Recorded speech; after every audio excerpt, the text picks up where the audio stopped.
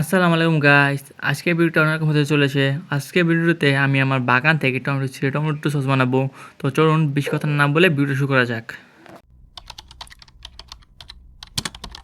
প্রথমে আমি আমার বাগান থেকে পাকা লাল টকটকে টমেটোটা ছিঁড়ে নেব।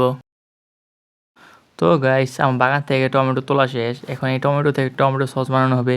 আর হ্যাঁ গাইস, আমি অবস্থান করছি আমাদের এই পেঁপে বাগানে। যারা এই পেঁপে বাগানে ভিডিওটা এখনও দেখেননি, ডেসক্রিপশনে লিঙ্ক দেওয়া আছে, চাইলে দেখে আসতে পারে। তো গাইস, আমার টমেটো তোলা তো শেষ। এখন আমি পেঁপে কত কেজি হয়েছে, এটা হয়েছে প্রায় 6 কেজি 900, প্রায় 7 কেজি হয়েছে। তো আমি 6 কেজি টমেটোর সস বানাবো। তো এখান থেকে কিছু টমেটো সরিয়ে নিতে হবে। আর হ্যাঁ গাইস, কত গ্রাম ভিনেগার, কত গ্রাম কি হ্যান তেন আমি সব কিছুই বলে দেবো এই ভিডিওতে। তো আপনারা দিয়ে সুস্থ ভিডিও দেখতে থাকুন।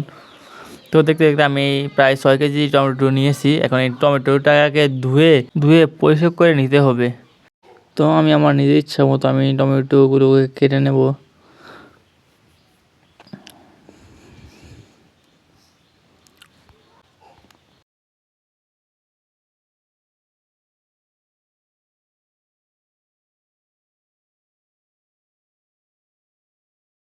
তো গাইস, আমার সবগুলো টমেটো কাটা শেষ। দেখুন কতগুলো টমেটো হয়েছে। হ্যাঁ, আমি আপনাদের বলে দিচ্ছি মেজারমেন্টগুলো কী কী লাগবে। তো প্রথমে আমাদের লাগবে 6 কেজি টমেটো বানানোর জন্য 2 কাপ চিনি।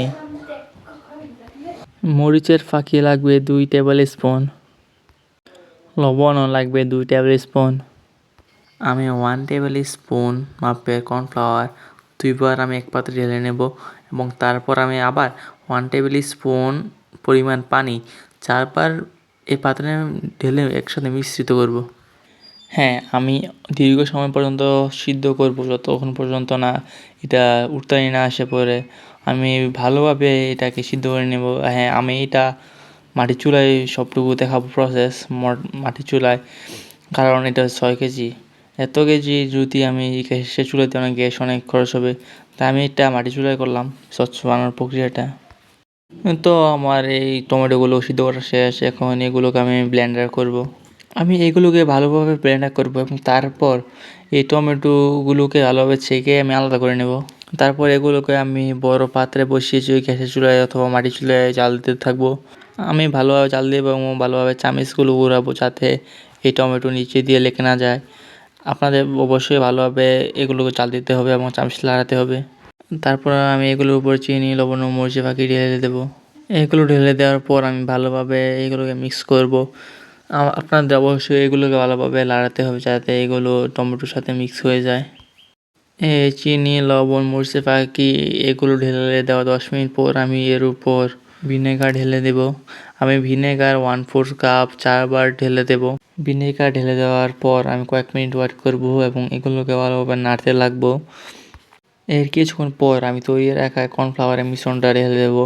আমি কর্নফ্লাওয়ারের মিশ্রণটা ঢেলে দেওয়ার ভিডিও করতে পারিনি, তাই আপনারা একটু ঢেলে নেবেন। এগুলোকে ঢেলে দেওয়ার পর আপনারা ভালোভাবে নাড়তে লাগবেন। এগুলো ঘনত্ব হয়ে গেলে বুঝবেন আমার টমেটো সস হয়ে গেছে। আপনার টমেটো সস ঘনত্ব হয়ে গেলে এগুলোকে নামান, নামিয়ে কয়েক ঘন্টা রেস্টে রাখুন এবং দেখবেন এগুলো কত সুন্দর ঘনত্ব হয়ে গেছে। আমার তৈরি করা টমেটো সসের স্বাদ বাজারের টমেটো সসের স্বাদের থেকে কোনো অংশে কম না।